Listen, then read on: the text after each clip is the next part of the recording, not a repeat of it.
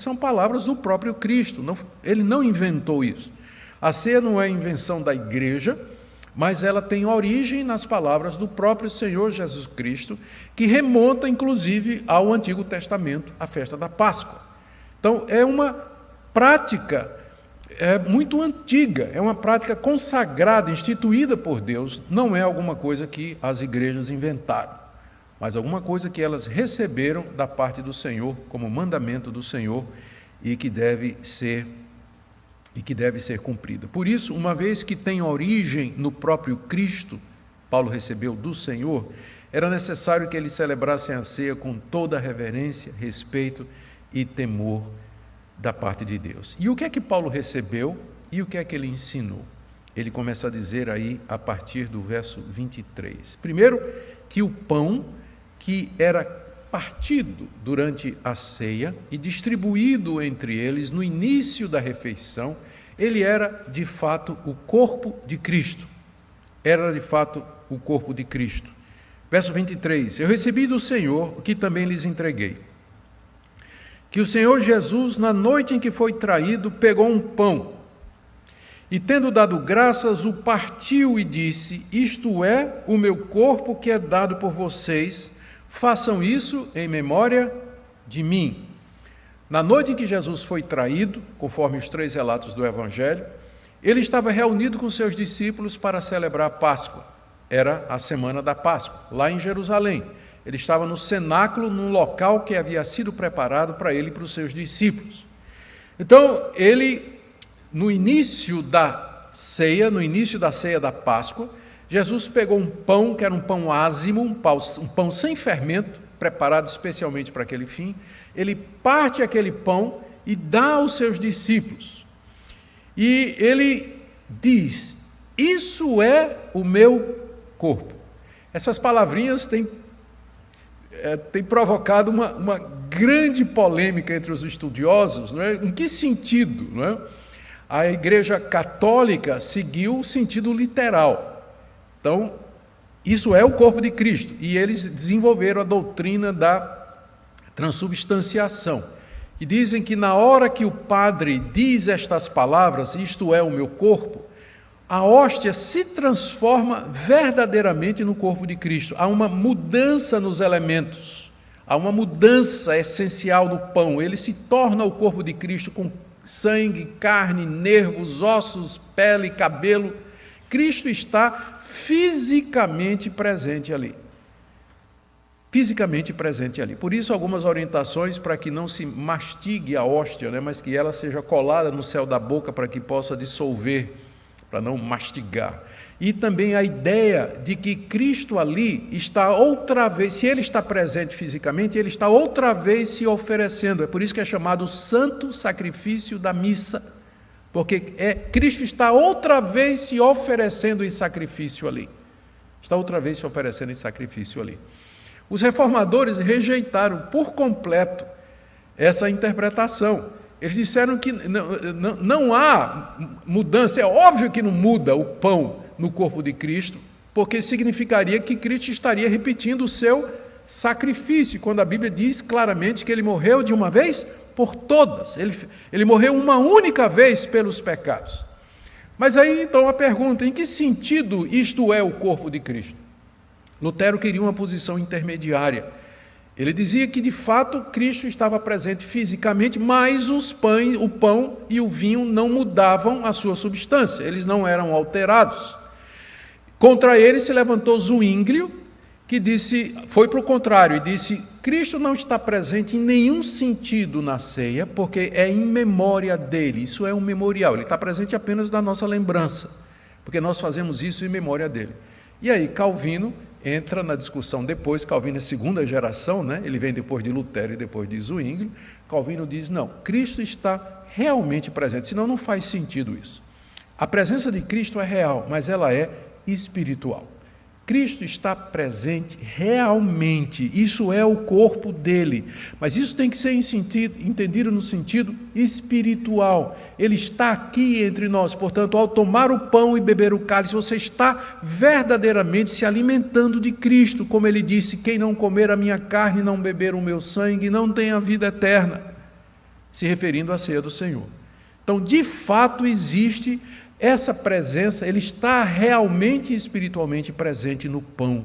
E quando nós o tomamos e partimos o pão e o comemos, nós estamos nos alimentando espiritualmente do pão da vida, do pão que desceu do céu, do Senhor Jesus Cristo, que alimenta a nossa alma, que fortalece a nossa fé e nos dá a sustância que nós precisamos. Os discípulos, Jesus diz, depois de dizer, isto é o meu corpo, ele diz, que é dado por vós, já dizendo que aquilo que iria acontecer na cruz era resultado da entrega voluntária dele, do seu corpo aos seus discípulos. É o meu corpo que está sendo oferecido no lugar do corpo de vocês. É o corpo de vocês que deveria estar pendurado na cruz, por causa do pecado que vocês cometeram.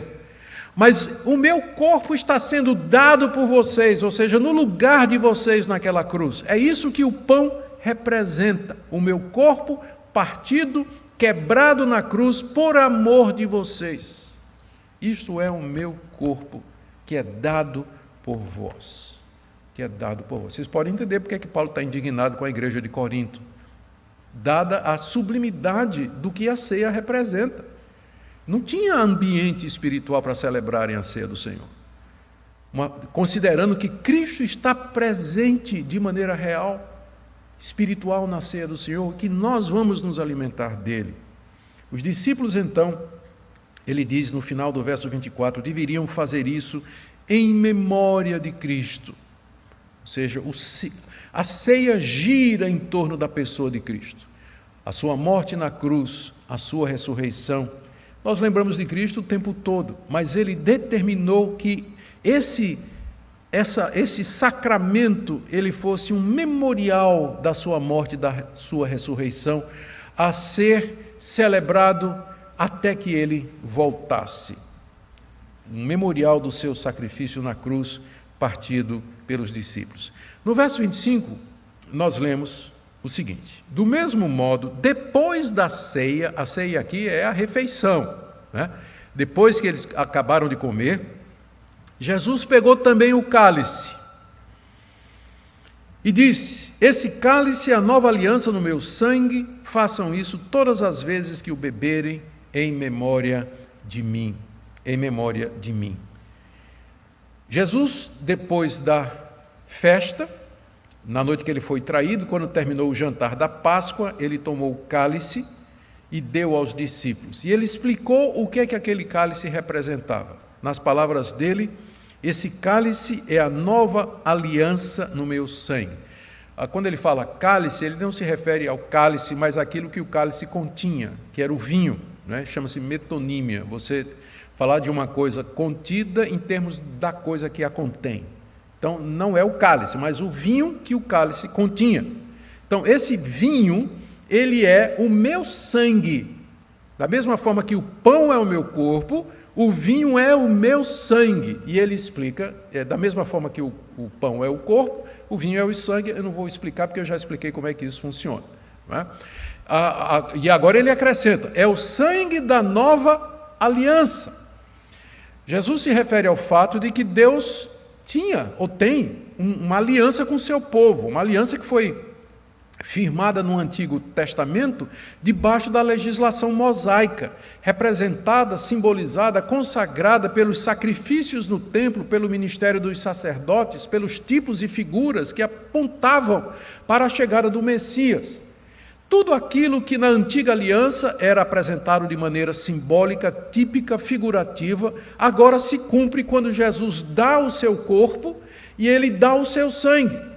Por isso, essa aliança, ela entra numa nova fase, não é que é uma aliança diferente, porque é a mesma aliança que une o Antigo e o Novo Testamento, apenas foi administrada de maneira diferente. A aliança agora, com a morte de Cristo e o cumprimento das profecias, e das instituições, e dos tipos e das figuras, do templo, do culto, dos sacerdotes, dos sacrifícios, ela entra nessa nova fase de simplicidade, de maior eficácia, de maior poder, porque aquilo que foi significado agora chegou. As sombras passaram, a luz veio, e o próprio Cordeiro de Deus que tira o pecado do mundo está pronto para subir no altar do Calvário e ali dar o seu corpo e derramar o seu sangue pelo seu povo. Por isso que ele diz: isto é o meu sangue, o sangue da nova aliança. E os outros dois evangelistas acrescentam que é derramado por muitos para a remissão de pecados. Por algum motivo, Paulo aqui não repetiu essa frase, mas ela faz parte do que está nos 3 evangelhos, não é? De que Cristo disse: esse é o sangue que é derramado por muitos para a remissão de pecados. Para a remissão de pecados. Portanto, Cristo estava presente ali, não somente no pão, mas também no cálice, e os discípulos deveriam beber. Final do verso 25. Todas as vezes, façam isso, todas as vezes que beberem, em memória de mim. Todas as vezes que vocês se reunirem, comam do pão e bebam do cálice em memória de mim.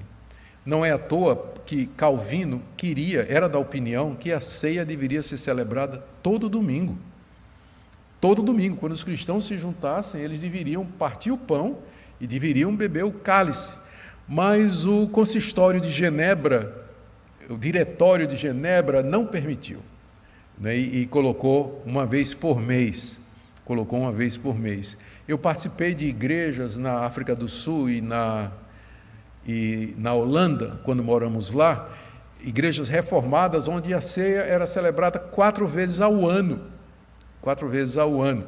Então não há realmente uma determinação bíblica da frequência, mas com certeza, considerando a ceia o que ela é e o que ela simboliza, nós deveríamos realizá-la com maior frequência se pudéssemos, mas a prática que ficou estabelecida nas igrejas reformadas de fato é uma vez por mês, embora isso não seja alguma coisa exigida pela palavra de Deus. Tanto é que durante esse mês de julho nós estaremos celebrando a ceia todos os domingos, para poder atender a nossa igreja, para aqueles irmãos que gostariam de estar aqui, por exemplo, hoje, e não podem por conta das limitações que o governo nos impõe.